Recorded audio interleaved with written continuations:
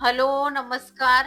मी कधी स्वप्नातही विचार केला नव्हता, की घरच्याच घरी हा रव्यापासून असा कस्टर्ड केक आपण तयार करू शकतो. बघा, अगदी असा मस्त जाळीदार असा केक तयार झालेला आहे. एक वेळ जर या पद्धतीने मुलांना तुम्ही बनवून दिला, तर वारंवार मुलं याच पद्धतीने केक बनवून मागतील तुम्हाला, की रव्यापासून आणि घरच्या साहित्यापासून असा आपण अगदी सॉफ्ट आणि स्पंजी केक बघा, अगदी असा मार्केटपेक्षाही भारी केक आपण घरच्या घरीच तयार करू शकतो.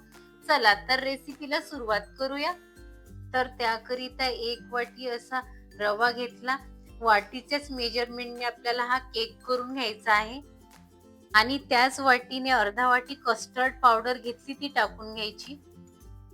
त्याच वाटीच्या मेजरमेंटने आपल्याला अर्धी वाटी साखर टाकून घ्यायची. रवा, साखर आणि कस्टर्ड पावडर ही आपल्याला अशी बारीक करून घ्यायची मिक्सरमधून. त्याच वाटीने अर्धा वाटी तूप आहे. तूप असं थोडं गरम करून घेतलेलं आहे, ते टाकून घ्यायचं. तुम्हाला हवं असेल तर तुम्ही यामध्ये तेलाचा सुद्धा उपयोग करून घेऊ शकता. आणि त्याच वाटीने आपल्याला 1 वाटी असं दूध आहे. दूध हलकंसं असं गरम करून घ्यायचं, ते टाकून घ्यायचं. आणि 3 ते 4 थेंब आपल्याला हे व्हॅनिला इसेन्स आहे, ते टाकून घ्यायचं. हे मिक्सरमधून आपल्याला एक फिरून घ्यायचं आहे. बारीक असं वाटून घेतल्यानंतर एका बाउलमध्ये असं काढून घ्यायचं केकचं बॅटर सर्व आपल्याला. मिश्रण हे एक 10 मिनिट आपल्याला असंच रेस्ट करायला ठेवायचं आहे.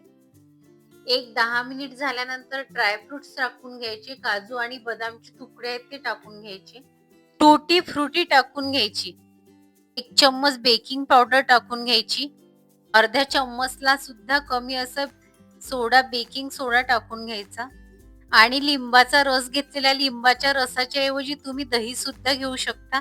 हे टाकून घ्यायचं आणि चांगलं असं मिक्स करून घ्यायचं. आणि एकाच दिशेने असं आपल्याला केकचं जे बॅटर आहे ते असं फिरवत जायचं. एकाच दिशेने फिरवत जायचं. कुकर मी आधीच प्रीहीट करून घेतलेला आहे आणि केकचा जो टीन आहे तो ग्रीस सुद्धा करून घेतलेला होता. बटर पेपर टाकून घेतलेला आहे. आता सर्व बॅटर असं टाकून घ्यायचं. भरपूर टुटी आणि फ्रुटी टाकून घ्यायची केकवर आपल्याला.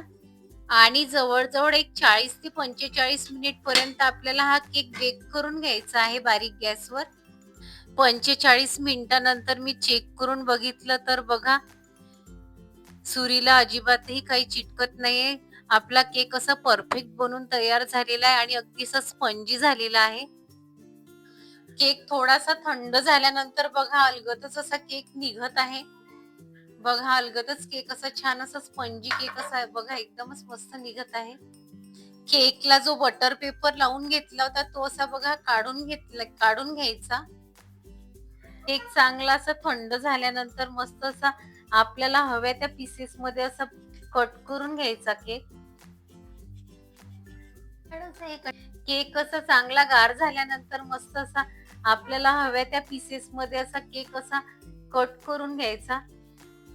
बघा अगदी असा स्पंजी केक तयार झालेला आहे. केक असा गार झाल्यानंतर आपल्याला हव्या त्या पीसेस मध्ये असा कट करून घ्यायचा. बघा अगदी स्पंजी केक असा तयार झालेला आहे. जसा मार्केटमध्ये आपल्याला बाजारामध्ये विकत मिळतो त्यापेक्षाही घरीच असा चांगला केक तयार झालेला आहे. तुम्हाला जर माझी ही कस्टर्ड केकची रेसिपी जराही आवडली असेल तर तुमच्या मित्रांमध्ये शेअर करायला विसरू नका.